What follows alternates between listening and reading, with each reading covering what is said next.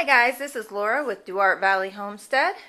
Today I decided I'd give you a little walk through my pantry. Um, this is just inside the door. It's got some drinks and random stuff as well as some pumpkins and onions and potatoes. And these are our seed potatoes. We're going to try planting them. They're growing quite nicely. Christmas candy. Ignore that. Okay, so as you can see, we've put some heavy-duty black shelves in here.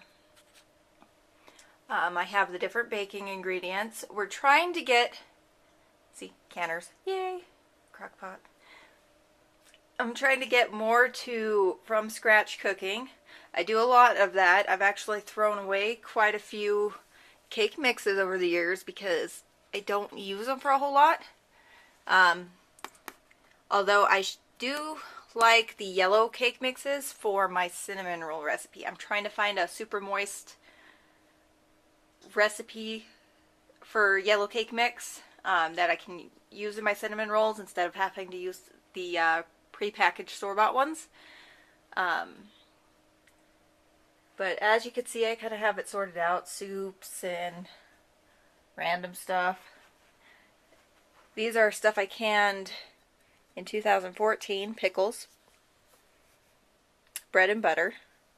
I didn't get to do much canning. Well, I didn't do any canning this year because our garden did not take off. Pastas. Pasta sauce. Well, it didn't take off because we couldn't start it until late. We did get another set of shelves so that we could put more canned goods on here. There are a few things that I can myself that are still from 2014. But I love this thing. I know it's electric, but this is my rice cooker. It's also steamer. It's awesome. I can't say enough about it. This is actually a pasta maker with different attachments that my mom sent my husband and I for our wedding, as a wedding present.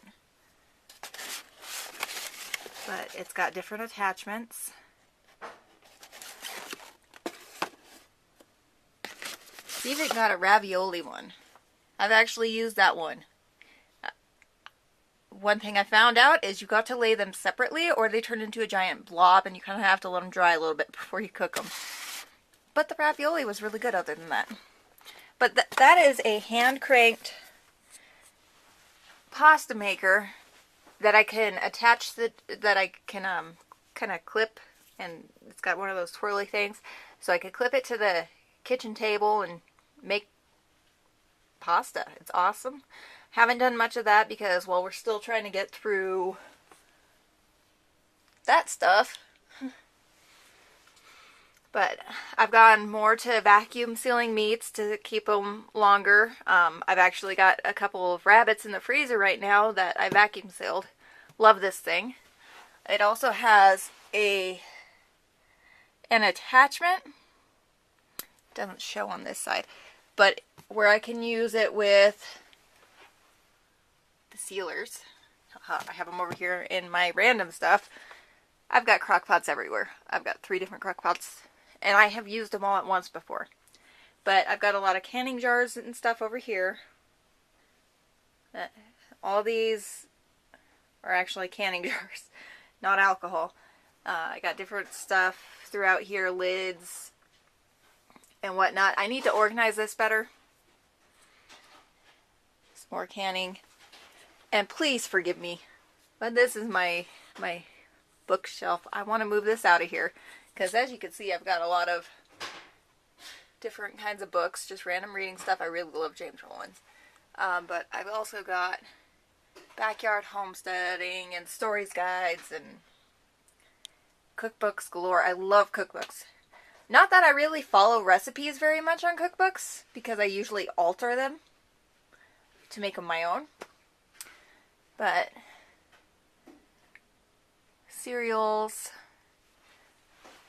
random rice. Love rice. Actually, I need to get my vacuum sealer out and pull the air out of these jars. But I like putting rice and stuff in canning jars. See? That thing's been lasting forever and they still taste good.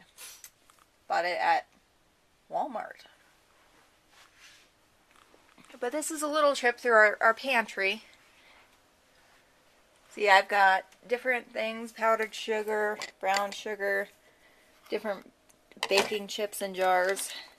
I've got to go through, I don't have any more half-gallon jars. I've got to go through and finish putting stuff in jars. Got seasonings and whatnot. This I actually got on sale for 99 cents. That was a heck of a deal for that. Really should put my sugar in jars. Have not. That is my fault. Sorry. So far nothing's gotten into it, which surprises me because as you can see it's not from the last time I got it. And then I've got nuts. They're currently sealed, but I want to get those in jars as well. And then I want to vacuum seal them. There's a gal. I just bought a big bag of pinto beans. Got to vacuum seal those too. There's a gal on YouTube. She does a course. Well, she doesn't really do a course. She did a thing and somebody recorded it. She was doing a course at her church for vacuum sealing. And she showed a jar of chocolate chips that she had vacuum sealed. And you know how they kind of turn white with age? Obviously, I don't have that problem. We kind of go through them quick enough. They turn kind of white with age and dry out. She had a jar that was 3 years old that was all white and nasty because it wasn't sealed. And then she had another jar that she had vacuum sealed it shut, and they looked fresh. They looked brand new. But this is my pantry.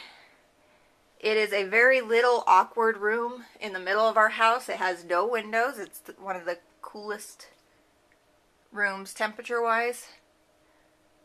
Yeah, I got boxes up there. It's still a little disorganized. What I want to eventually have all these shelves lined with home canned goods. That is my plan. But I do a lot of from scratch cooking. My flour is currently in the freezer. I suppose I could probably put it in glass jars as well. Something I gotta play with.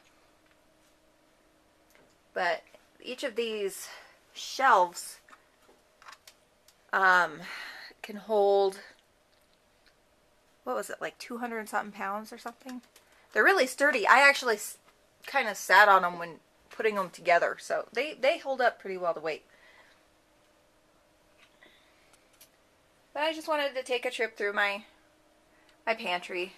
Sorry for the view. I'm using a video camera that I bought years ago. I figured that the quality of the video would be a lot better than my cell phone, so we'll see. Kind of get your opinion. But yeah, this is our pantry. We're building up our food storage the best we can. Right now with my back hurt, I'm not working, so I'm not bringing any income in, so I can't help add to it. So we're not building it up as nicely as we would like. There's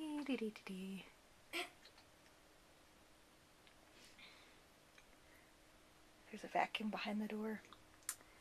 And grocery sacks, they come in handy for various things. And then down here, I actually have a whole bunch of garden seeds. Hopefully this year I can get the garden going. Oh, and yeah, this is where I keep my homemade laundry soap. I keep it in little quart jars,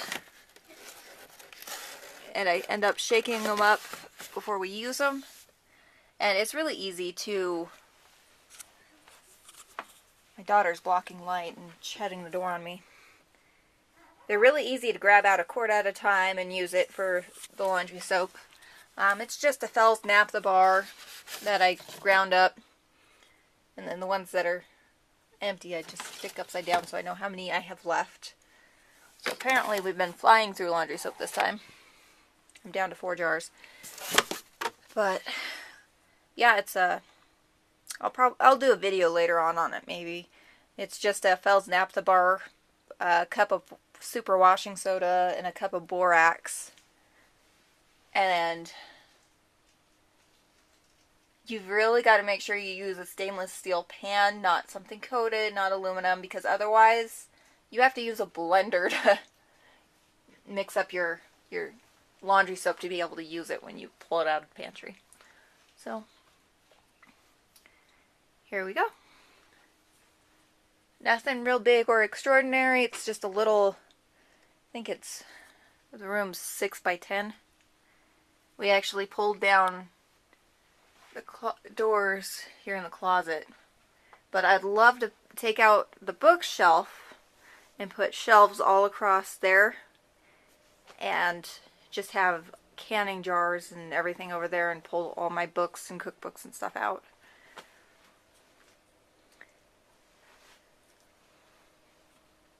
So maybe this will help give other people ideas on storage and organization. Since these are store-bought foods, or even with home canned foods, first in, first out, you got to make sure you rotate it. Use the oldest first. Even though, yes, they can stay good for a long time, you just rather be safe than sorry, and unless I'm in an emergency situation, I don't want expired foods in my pantry. I suppose I could probably put the noodles in jars too. But here you go. That's our pantry here at Duarte Valley Homestead. Thanks for watching. Bye.